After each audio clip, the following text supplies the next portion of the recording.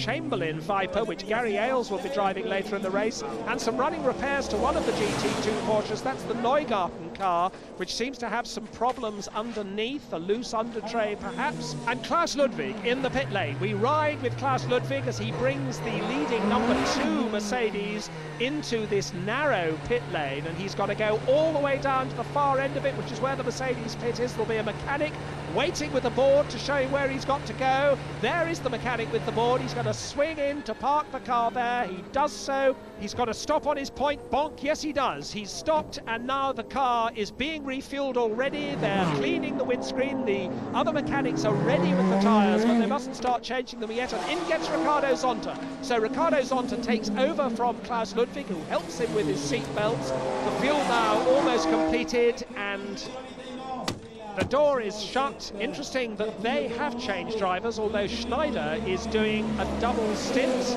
and still the fuel being finished. A lot of fuel. Now the fuel is finished, so they're going to change the tyres. They're not going to change the tyres. They've started the car up. It's gone straight out without a tyre change. Schneider didn't change drivers, did change rubber. Ludwig did change drivers, didn't change rubber. So differing strategies between the two Silver Arrows. We watch Jörg Muller in the number 8 Porsche. Jörg Muller settling into his first stint. Very rapid Formula 3000 driver in previous seasons. A very quick German is Jörg Muller. And we've got the number 7 Porsche in the pit lane. After a brief moment of glory, Yannick Dalmas has been leading this race because he's the last one of the front runners to stop. Yannick Dalmas has the door open. Dalmas getting out, and Alan McNish ready to clamber aboard. Alan McNish, the Le Mans winner, waiting to get into that number 7 Porsche. But meanwhile, all of those stops have, of course, put this car, the silver Mercedes with the yellow mirrors, back into the lead. Bernd Schneider on his second stint. The car nodding as it goes over the bumps under braking here at Dijon and goes sweeping through the long downhill S-bend section that follows the start-finish straight. Bernd Schneider, lots of fuel on board, a fresh set of tyres, and he's absolutely flying. He's got the lead back, and the amazing thing is Schneider's confidence and commitment through these back markers. Now he's got a couple of 911s in front of him, and those 911s are having their own little battle. I don't know if they know the leader is behind them. They're side by side, and Schneider just goes off the circuit to the right, squirts with the great power of the V8 Mercedes past them, and the two Porsches carry on with their little battle as though absolutely nothing had happened. So Mercedes 1-2 here at Dijon. Schneider leads from Zonta, but Alan McNish in that Porsche is in 3rd place. He's looking good.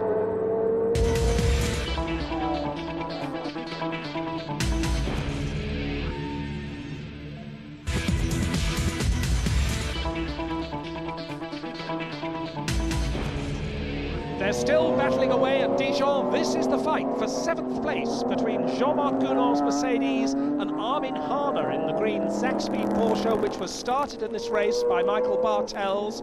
And the Mercedes doesn't seem to be particularly happy in the handling department. And look at the Porsche going right over the curbs in Armin Harner's efforts to grapple with the big V12 Mercedes. They've got some back markers in front of them, and this may give Armin Harner his chance. Headlights ablaze. The two GT1 cars come over the brow, and Armin Harner tucked in behind the blue Mercedes. They're coming over the start-finish line now. Harner has a little look at the inside, and Gounon moves across to keep the door shut. Harner almost pushed right off the road there as the two of them lap one of the GT1 Porsche 911s, and still the Mercedes leads down the hill. More traffic ahead of them. The French privately owned McLaren keeps well over to the right of the road as the two of them go through, and one of the little 911s being almost swept off the track completely as the Paynos now catches up with them. This is David Brabham in the silver Paynos. He's taken over from Eric Bernard, and he is a lap ahead of the two cars in front of him, battling over 7th place, the Mercedes and the Porsche. The Paynos comes over the brow as a locked wheel there from Jean-Marc Gounon in the blue Mercedes shows that he's starting to feel the pressure from the Porsche behind him, and the Paynos getting closer. The Paynos running now in 5th place. and the two cars in front of him battling for 7th, and now the Porsche goes through on the inside. Surely, yes, he's done it. Bartels elbows through on the inside at last, instantly moves away as the Pénos now goes through, and Jean-Marc Gounon goes very, very wide, and the Pénos splits the battling two. Up into 7th place now goes Armin Hahne in the Zakspeed Porsche, but Gounon is fighting back. Gounon tries to go through with the Pénos. That's an old trick. If the car in front of you is allowed to be lapped by a faster car, tuck in invisibly behind it and try and follow it through. But now the Mercedes has lost a bit of momentum, and as the Pénos goes ahead to gobble up Armin Hahne, so Gounon now has a problem from the privately entered French run 1997 GT1 Porsche, driven today by Bob Wallach, the great veteran of sports car racing from France. And Gounon now has to keep the door very firmly shut on the right-hand side of the road, because the lumbering GT1 1997 Porsche is absolutely alongside him as they come into the brow. Again, the Mercedes is on the inside, and Jean-Marc Gounon going wide, but even wider goes the GT1 Porsche, and that's given Jean-Marc Gounon just a little bit of breathing space, but I suspect not for very long. We see it again, Gounon coming down on the brakes, locks up a front wheel as he goes into that left-hander, then the Porsche locks up a front wheel too, and as the Mercedes slides wide, so the Porsche slides even wider and over the curves. Now this is Alan McNish, the number 7 Porsche, the GT198 Porsche of Alan McNish, currently in 3rd place behind the two Silver Arrows Mercedes, and Alan McNish doing an excellent job, very smooth, very determined through the back markers, and running in a strong 3rd place. He's got the Pénos ahead of him, about to be lapped, and we've got the leader in the pit lane, Bernd Schneider, bringing the number 1 Mercedes into the pit lane. He's done a double stint, so now surely he will hand over to his Australian co-driver Mark Webber. Yes, Mark Webber clambering.